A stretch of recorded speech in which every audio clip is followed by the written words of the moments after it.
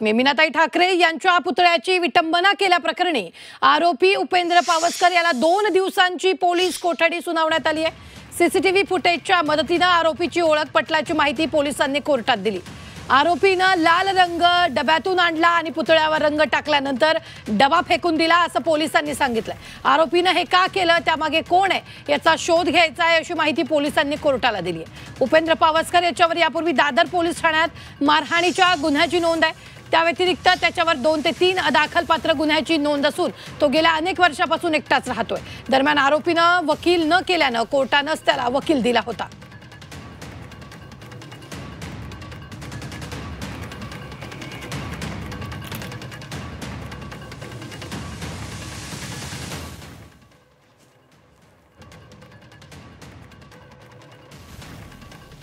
तर पोलिसांचं असं म्हणणं आहे की त्यांच्याकडे काही सीसीटीव्ही फुटेज आहे आणि अक्यूजला त्यांनी आयडेंटिफाय केलेलं आहे and thereby he was arrested and brought to the court today.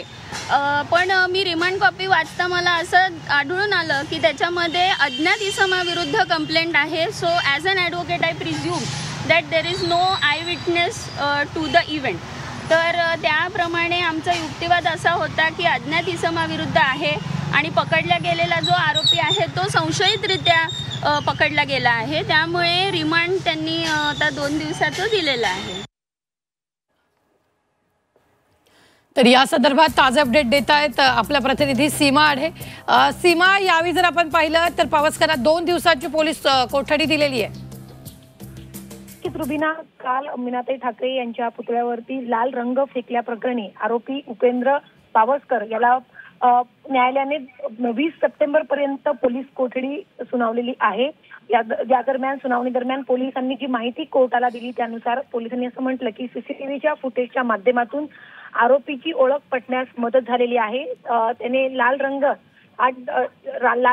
डब्यामध्ये लाल रंग आणलेला होता, त्यामुळे त्या डब्याचा सुद्धा आम्हाला शोध घ्यायचे या संदर्भातली माहिती आज पोलिसांनी कोर्टामध्ये दिलेली आहे आणि कोर्टाने या सगळ्या संदर्भात आता आरोपीला 20 सप्टेंबर पर्यंत पोलीस कोठडी सुनावलेली आहे। आता पुढील 2 दिवस पोलीस कसून चौकशी करतील नक्की कोणत्या कारणास्तव मीनाताई ठाकरे यांच्या पुतळ्यावरती आरोपीने लाल रंग फेकलेला आहे या संपूर्ण प्रकरणी 2 दिवस पोलिसांमार्फत कसून चौकशी जी आहे ती केली जाणार आहे।